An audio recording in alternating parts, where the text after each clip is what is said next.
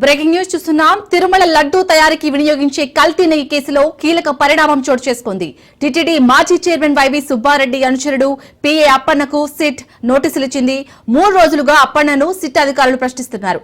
అప్పన్నతో పాటు మరో 6గురిని సిట్ విచారిస్తోంది. మరోవైపు త్వరలో టీటీడీ మాజీ చైర్మన్ వైవి సుబ్బారెడ్డి, మాజీ ఈవో ధర్మారెడ్డికి నోటీసులు ఇచ్చే అవకాశం కనిపిస్తుంది. ప్రస్తుత టీటీడీ ఈవో శ్యామలారావు ఇతర అధికారులకు నోటీసులు ఇచ్చి విచారించనున్నారు. ఇక త్వరలో లడ్డూ కల్తీ నిందితులను అరెస్ట్ చేసే అవకాశం ఉంది. ఇందుకు సంబంధించి ఇప్పటికే ఛార్జ్ షీట్ దాఖలు చేశారు అధికారులు.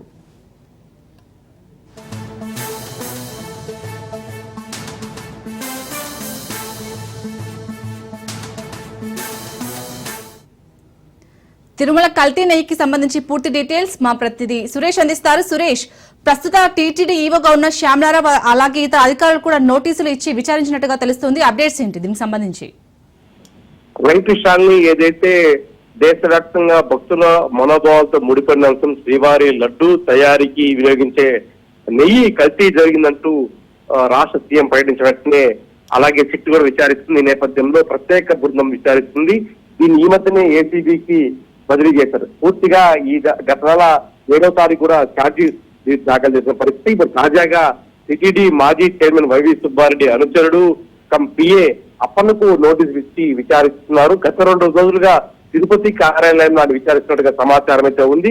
ఆయనతో పాటు మరో 6గురిని విచారిస్తున్నారు. వీరు ఎవరు అంటే టీటీడీ ఉద్యోగుల, ఆ ప్రైవేట్ డైరీలో పనిచేసే సిబ్బంది అనే విషయం తేలాల్సి ఉంది. మరోవైపు త్వరలో టీటీడీ మాజీ చైర్మన్ పనిచేసిన వైవి సుబ్బారెడ్డికి, అలాగే టీటీడీ ఈవోగా పనిచేసిన ధర్మారెడ్డికి కూడా నోటీసులు ఇచ్చే అవకాశం ఉన్నట్టుగా సమాచారం అయితే ఉంది. ఎందుకంటే చిట్టు గత 4 రోజులుగా గోప్యంగా విచారిస్తుంది. వీరిని కీలక పరిణామం చెప్పుకోవాలి. గతంలో మొత్తం చిట్టు విచారణలో దాదాపు 6 డైరీలకు సంబంధించిన సిబ్బందితో పాటు వారి యాజమాన్యాన్ని 14 మంది అరెస్ట్ చేసింది. ఈ నేపథ్యంలో పూర్తి స్థాయిలో లడ్డూ నెయ్యి కల్తీ జరిగిన విషయంలో ఎవరు పాల్గొన్నారు, ఎవరు ప్రమేయం ఉన్నట్లుగా గుర్తించేందుకు, అలాగే టెండర్ దాఖలు చేసిన సమయంలో ఎవరు పాల్గొన్నారు, టీటీడీ ఉద్యోగుల ప్రమేయం ఉన్నట్టుగా గుర్తించిన నేపథ్యంలో ఇప్పుడు తాజా పరిమాణ నేపథ్యంలో చూసుకుంటే టీటీడీ మాజీ చైర్మన్ వైవి సుబ్బారెడ్డి పిఏ కి విచారించిన తరుణంలో కీలక పరిణామం చోటు చేసిందని చెప్పుకోవాలి.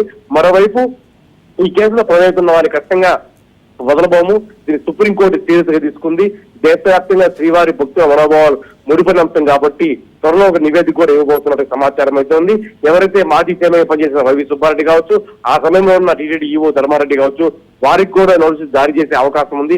వారిని పిలిచి సిట్టు విచారించబోతుంది. దీన్ని పూర్తిగా గోప్యంగా విచారిస్తున్నారు. ఎక్కడ కూడా విషయాన్ని బయట వెల్లడించలేకపోతున్నారు. గత 3 రోజులుగా తిరుపతి కార్యాలయంలో విచారిస్తున్నప్పటికీ అటు మీడియాకి కానీ ఇటు అధికారులు కానీ సమాచారం లేకపోవడం ఆశ్చర్యం కలిగిస్తుంది. మరోవైపు ఈ విషయం వస్తున్న విషయాన్ని వెంటనే టీటీడీ మాజీ చైర్మన్ తో మాట్లాడే ప్రయత్నం చేయనప్పటికీ ఆయన అందుబాటులో రావడం లేదు. అయితే పూర్తిగా అధికారులు గతంలో పనిచేసిన వారిని ఒత్తిడి మేరకే టెండర్ దాఖలు చేసిన వారి ప్రమేయం ఉన్నట్టుగా గుర్తించే అవకాశం ఉంది. కాబట్టి పూర్తిగా ఈ విషయాన్ని లోతుగా దర్యాప్తు చేస్తున్నారు SIT. Shalini. Right, thank you Suresh.